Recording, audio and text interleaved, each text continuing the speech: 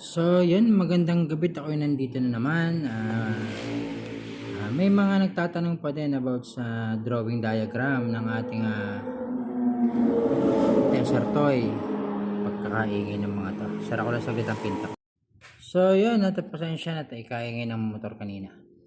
So, ito yung medyo pinaka-simple at mas pinaka-nalinawan kong drawing. So, explain ko hindi ko na to i-edit o bibilisan para mas maintindihan nyo lang din. Mga bro, ipaliwanag ko muna. Ito yung module. Ito yung module. Ito yung battery. Ito yung TP4056. Ito naman yung on and off switch, yung safe nya. Ito yung trigger button. Yan So, bali aray naka-single bat.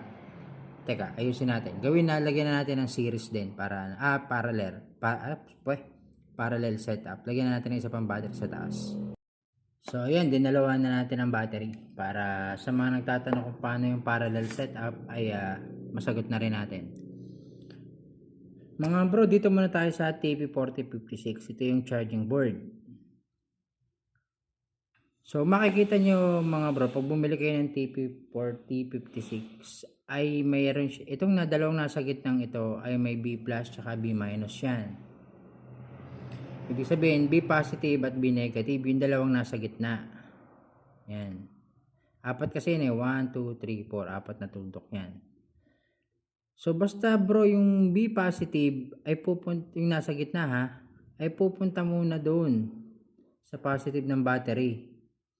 So, pag ginawa nating parallel yan, itong linyang ito pupunta sa positive, tapos meron din isang linya na pupunta dito. So, parehas na nasa positive siya.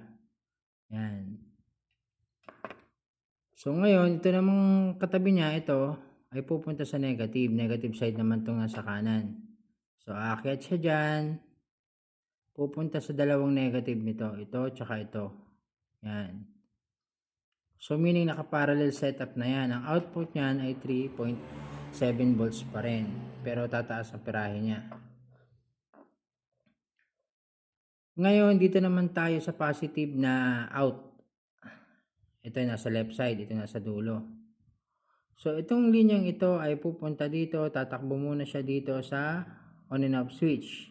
Dito para sa safe niya. Nasaan ba yung aking isang laruan? So, itong puwit na to. Yan, tama itong laruan to. Ito, yung puwit na to. Yan yun, ito. Tapos, pagkatapos dito, pag bumili kasi kayo ng switch, may dalawang wire na abang yan. So, meaning, yung isa ay itatap nyo dito, pupunta dito, tapos, yung kabila naman, dito naman, pupunta naman siya sa trigger button. Ito naman yon. Ito. Yan. Ito siya.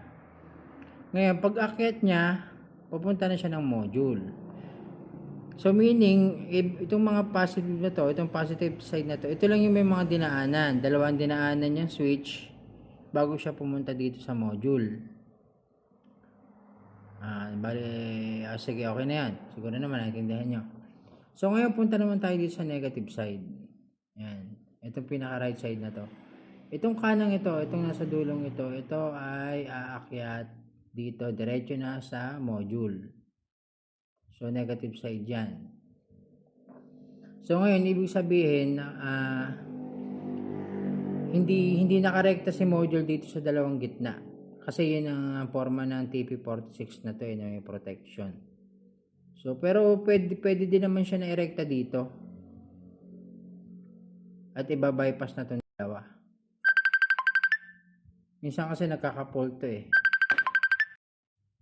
So, ito yung pinaka-simpleng diagram na ginawa natin. So, sana naintindihan nyo. Tingnan nyo lang yan.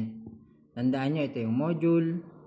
Ito yung trigger button. Ito yung on and off switch para sa safe. Ito yung TP4056. Ito yung dalawang battery na naka-parallel. Pag sinabing parallel, yung dalawang positive magkasama at yung dalawang negative ay magkasama sa linya. So, yan. Sana malinaw. So, kahit kayo, kayang-kaya nyong bumuo nito. Ang kailangan nyo lang naman dito ay soldering iron at ano, yun nga, flux tsaka yung paste para makapaghinang kayo dito. Pero bro, meron ako kasi sa ano, sa dito, tingnan mo sa yellow basket ko, maglalagay ako. Yung ganitong battery na ano, na dalawa na. Para hindi na kayo maghihinang dito, para hindi na kayo mahirapan. Ngayon, sa mga magdi-DIY at walang panghinang o kaya ay walang idea sa paghihinang, itong TP46 lang ang pahinangan nyo. Pataniman nyo lang ng wire yan. Ito, 1, 2, 3, 4, yung apat na yan. Tapos yung mabibili yung battery ay meron ng hinang, may dalawa ng abang na wire. Tingnan nyo sa yellow basket kung ano itsura sinasabi ko, makikita nyo. Ngayon, pag itong part na to, pag ito yung napahinangan nyo, makakapagbuo na kayo. Hindi na kailangan maghinang pa ng iba. Sigurado naman sa lugar nyo, may marunong maghinang dyan eh. Pataniman nyo lang ito ng wire sa 2, 3, 4. Yan. So, pag meron na nun, ay madali na. May mga tutorial ako dyan kung paano itap yan. So, ito kasi mga bro, pag binili nyo lahat yan, hiwa-hiwala yan. Pero may mga abang na wire lahat yan. Kagaya nito, itong module na to. Itong dalawang na output niya, tsaka itong input niya, may mga wire yan. Ito, itong trigger button na to, ay merong iba, merong may abang, merong may wala. Kung makakabili kayo ng may abang na wire, di mas maganda. O kaya kung wala, pahinangan nyo na lang din ito. Tapos itong on and off switch, may abang din talaga itong wire. Dalawa din. Kasi yung trabaho nito, ikakat niya yung supply. Manggagaling sa battery para kahit maklik nyo to, ay hindi siya magpa-fire. Pero once na inon nyo, magbubukas ulit siya, pag kinlik nyo tong trigger button, magpa-fire ngayon yan. So, yun lang. Maglalagay ako dun ng ganito, ng battery. Nasaan ba yun? Ito TP4056 to, pero ano to, walang protection to. Itong isang dumating na to. Pero ganito ang itsura niya. Pero makikita nyo, yung dalawa, 4 yung nandito, 4 na ganito. Yan. Yan. Diba yung bat plus yan, tsaka bat minus? Yung may protection, yung 4 ang nandito. Yan. So, mapapansin nyo nga pala ito. Ito kasi, yung Type-C yung binibili ko. Para sa pan-charging ng phone, pwede. Ito kasi, mini USB. So, mahirapan. Madali naman makakita rin sa online. Kaya lang, mas usual kasi yung Type-C. Mas maraming merong ganun. So, kahit kayo, kaya nyo bumuo ng laruan. So, pag may mga tanong kayo, message nyo lang ako. So, medyo mahaba ang video ito. Pero, sure ako na after nyo matapos to, ay matututo kayo. So, yun